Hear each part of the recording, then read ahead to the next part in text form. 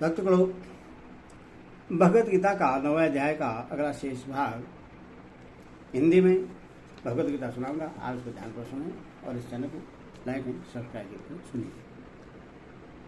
जैसे ही मातृप्राण छोटा शिशु केवल माता को ही जानता है, उसकी कौन कौन सी ऐसी वस्तुएं हैं जिनकी रक्षा होनी चाहिए और उससे कब किन किन वस्तुओं की आवश्यकता होगी, इस बात की वह कभी कोई चिंता नहीं करता। माता ही यह ध्यान रखती है कि इसकी कौन कौन सी वस्तुएं संभाल कर रखनी चाहिए। माता ही यह विचार करती है कि इसके लिए कब किस वस्तु की आवश्यकता होगी और माता ही उन वस्तुओं की रक्षा करती है तथा ठीक समय पर उसके लिए आवश्यक वस्तुओं का प्रबंध करती है। इसी प्रकार नित्याभियुक्त अन्य भक्त के जीवन में लौकिक या पारलौकिक किस किस वस्तु की रक्षा आवश्यक है और किस किस की प्राप्ति आवश्यक है, इसका निश्चय भी भगवान करते हैं और उन प्राप्त वस्तु की रक्षा तथा अप्राप्त की प्राप्ति भी भगवान ही करा देते हैं। जो मातृप्राण बालक माता की देख रेख में होता है, माता जैसे उस बच्चे का बुद्धि की ओर ध्यान न देकर उसका जिसमें वास्तविक हित होता है वही करता है। उससे भी बहुत बढ़कर भगवान भी अपने भक्त का जिसमें यथार्थ हित होता है वही करते हैं। ऐसे भक्तों के लिए कब किस वस्तु की आवश्यकता होगी और किन किन वस्तुओं की रक्षा आवश्यक है, इसका निश्चय भगवान ही करते हैं और भगवान का निश्चय कल्याण से ओतप्रोत होता है और भगवान की रक्षा तथा प्राप्ति का भार वह करते हैं। लौकिक पारमार्थिक का कोई प्रश्न ही नहीं है तथा न अमुक वस्तु की प्राप्ति अप्राप्ति का प्रश्न है। जिन वस्तुओं के प्राप्त होने में या रहने में मनुष्य भगवान को भूलकर विषय भोगों में फंस जाता है, जिनमें वस्तुतः उसके योगक्षेम की हानि होती है, उनका प्राप्त न होना और न रहना ही सच्चे योगक्षेम की प्राप्ति है तथा जिन वस्तु के न होने से, जिनकी रक्षा न होने से भगवान की स्मृति में बाधा पहुंचती है और इसीलिए उसका वास्तविक कल्याण के साथ योग होने में तथा कल्याण की रक्षा होने में बाधा उपस्थित होती है। उनके ही प्राप्त होने और सुस्थ रहने में ही सच्चा योगक्षेम है। अन्य नित्याभियुक्त भक्ति के वास्तविक कल्याण का और सच्चे योगक्षेम का भार भगवान वहन करते हैं। इसका तात्पर्य यह है कि उसका कल्याण के साथ योग किन वस्तु की प्राप्ति में और किन के संरक्षण में है, इस बात पर लक्ष्य रखते हुए भगवान ने स्वयं उनकी प्राप्ति कराते हैं और भगवान ही उनकी रक्षा करते हैं, चाहे वह लौकिक हो या साधन संबंधी। इससे यह निश्चय समझना चाहिए कि जो पुरुष भगवान के ही प्राण होकर अन्य चित्त से उनका प्रेम पूर्वक निरंतर चिंतन करते हुए भी सब कार्य करते हैं, अन्य किसी भी विषय की कामना अपेक्षा और चिंता नहीं करते, उनके जीवन निर्वाह का सारा भार भी भगवान पर रहता है। वही सर्वशक्तिमान सर्वज्ञ सर्वदर्शी परम सुहृदय भगवान अपने भक्त का सब प्रकार का योगक्षेम चलाते हैं। इसीलिए उसमें कभी भूल नहीं होती और उसका विपरीत परिणाम नहीं हो सकता। भगवान का चलाया हुआ योग स्वयं बहुत ही सुख, शांति, प्रेम और आनंद देने वाला होता है और भक्त को बहुत शीघ्र भगवान के प्रत्यक्ष साक्षात कराने में परम सहायक होता है। इसीलिए यहाँ योग का अर्थ भगवत स्वरूप की प्राप्ति और सेम का अर्थ उस भगवत प्राप्ति के लिए किए जाने वाले साधु की रक्षा किया गया है। पूर्व श्लोक में भगवान ने समस्त विश्व को अपना स्वरूप बताया, फिर यज्ञों के द्वारा की जाने वाली देव पूजा को पक्रांत से अपनी ही पूजा बताकर उसका फल आवागमन के चक्र में पढ़ना और अपने अन्य भक्त की उपासना का फल उससे अपनी प्राप्ति करा देना कैसे बताया, इस पर कहते हैं, हे अर्जुन, यदि भी श्रद्धा से युक्त जो सकाम भक्त दूसरे देवताओं को पूजते हैं वे ही मुझको भी पूजते हैं, किंतु उनका वह पूजन अविधि पूर्वक अर्थात अज्ञान पूर्वक है। श्रद्धा न्यूनता का क्या अभिप्राय है तथा यहाँ इस विशेषण का प्रयोग किस लिए किया गया है।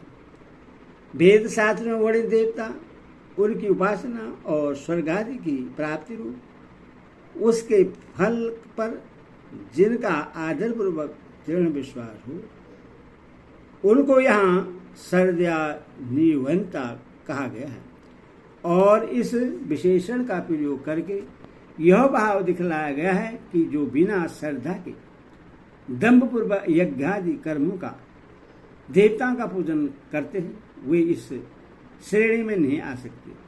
उनकी गणना तो आसुरी प्रकृति में है। ऐसे ही मनुष्य का अन्य देवताओं की पूजा करना क्या है और वो भगवान की ही अविधि पूर्वक पूजा क्यों है। जिस कामना की सिद्धि के लिए जिस देवता की पूजा का शास्त्र में विधान है उस देवता के शास्त्रोक्त यज्ञादि कर्मों द्वारा श्रद्धापूर्वक पूजा करना अन्य देवताओं की पूजा करना है। समस्त देवता भी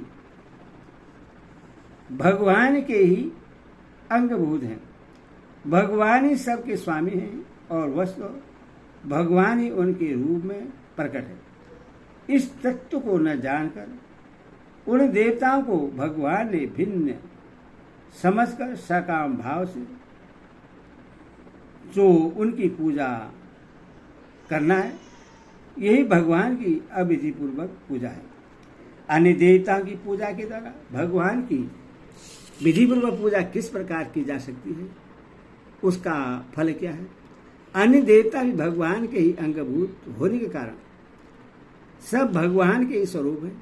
ऐसा समझकर भगवान की प्राप्ति के लिए निष्काम भाव से उन देवताओं की शास्त्रोक्त प्रकार से श्रद्धापूर्वक पूजा करना, उन देवताओं की पूजा के द्वारा भगवान की विधि पूर्वक पूजा करना है और इसका फल भी भगवान की ही प्राप्ति है। राजा रतिदेव ने अतिथि एवं अभ्यागतों को भगवान का स्वरूप समझकर स्वयं भूख का कष्ट सहन करके अन्नदान द्वारा निष्काम भाव से भगवान की पूजा की थी। इसके फलस्वरूप उनको भगवान की प्राप्ति हो गई। इसी प्रकार कोई भी मनुष्य जो देवता, गुरु, ब्राह्मण, माता पिता, अतिथि, अभ्यागत आदि समस्त प्राणियों को भगवान का स्वरूप समझकर भगवान की प्रसन्नता के लिए उन्हीं की आज्ञा के अनुसार उन सब की सेवा आदि का कार्य करता है, उसकी वह सेवा विधि पूर्वक भगवान की सेवा होती है और उसका फल भगवान की प्राप्ति होता है। इस तत्व को समझे बिना जो सकाम बुद्धि से श्रद्धा प्रेम पूर्वक अन्य देवताओं की यथा योग्य सेवा पूजा आदि की जाती है वह सेवा पूजा भी यदि भी होती तो है भगवान की ही, क्योंकि भगवान ही सब यज्ञों के भोक्ता और सबके महेश्वर हैं, और भगवान ही सर्वस्वरूप है। तथा भी भाव की न्यूनता के कारण वह भगवान की विधिपूर्वक सेवा नहीं समझी जाती, इसीलिए उनका फल भी भगवत प्राप्त न होकर स्वर्ग प्राप्त ही होता है। भगवत स्वरूप ही अनभिज्ञता के कारण फल में इतना महान भेद हो जाता है। अन्य देवताओं के पूजन करने वालों की पूजा भगवान की विधि पर पूजा नहीं है, यह कहकर अब वैसी पूजा करने वाले मनुष्य भगवत प्राप्त फल से वंचित क्यों रहते हैं, इसका सचित रूप से निरूपण करते हैं। भगवान संपूर्ण यज्ञों के भोक्ता और स्वामी भी मैं ही हूँ, क्योंकि संपूर्ण यज्ञों के भोक्ता स्वामी भी मैं ही हूँ, परंतु वे मुझ परमेश्वर को तत्व से नहीं जाने, ऐसे ही से गिरते हैं अर्थात पूर्व जन्म को प्राप्त होते हैं। भगवान ही सब यज्ञों के भोक्ता और प्रभु कैसे हैं। यो सारा विश्व भगवान की विराट होने के कारण भिन्न भिन्न यज्ञ पूजा आदि कर्मों की भोक्ता रूप में माने जाने वाले जितने भी देवता हैं सब भगवान के ही अंग हैं, तथा भगवान ही उन सबकी आत्मा है। अतः उन देवताओं के रूप में भगवान ही समस्त यज्ञादि कर्मों में भोक्ता है। भगवान ही अपनी योग शक्ति के द्वारा संपूर्ण जगत की उत्पत्ति स्थिति प्रलय करते हैं, सबको यथा योग के नियम में चलाते हैं। वही इंद्र वरुण यमराज प्रजापति आदि जितने भी लोकपाल और देवतागण है उन सबको नियंता, इसीलिए वही सबके प्रभु अर्थात महेश्वर है। यहाँ तू का क्या अभिप्राय है, तो यहाँ परंतु के अर्थ में है। अभिप्राय यह कि ऐसा होते हुए भी वे भगवान के प्रभाव को नहीं जानते, यह उनकी कैसी अज्ञानता है। यहाँ ते पद किन मनुष्य को लक्ष्य करता है तथा उनका भगवान को तत्व से नहीं जानना क्या है। यहाँ ते पद पूर्व श्लोक में वर्णित प्रकार से अन्य देवताओं की पूजा द्वारा अविधि पूर्वक भगवान की पूजा करने वाले सकाम मनुष्य की लक्ष्य करती है, तथा 16वें से 19वें श्लोक तक भगवान के गुण प्रभाव से जिस स्वरूप का वर्णन हुआ है उसको न जानने के कारण भगवान को सब यज्ञों के भोक्ता और समस्त लोगों के महानेश्वर न समझना, यही उनको तत्व से न जानना है। अतः पद का क्या अभिप्राय है और उसके साथ चयनवंती क्रिया का प्रयोग करके क्या भाव दिखलाया गया है। अतः पद हेतुवाचक है, इसके साथ चयनवंती क्रिया के प्रयोग का यही यहाँ यह अभिप्राय है कि इसी कारण अर्थात भगवान को तत्व से न जानने के कारण ही वे मनुष्य भगवत प्राप्ति रूप अत्यंत उत्तम फल से वंचित रहकर स्वर्ग प्राप्ति रूप अल्प फल के भागी होते हैं और आवागमन के चक्कर में पड़े रहते हैं। भगवान के भक्त आवागमन को प्राप्त नहीं होते और अन्य देवताओं के उपासक भगवान को प्राप्त होते हैं। इसका क्या कारण है, इस जिज्ञासा पर उपास्य के स्वरूप और उपास्य के भाव से उपासना फल में भेद होने का नियम बतलाते हैं। हरि ओम तत्सत। अगला गीता का अगला भाग अगले वीडियो में सुनाऊंगा।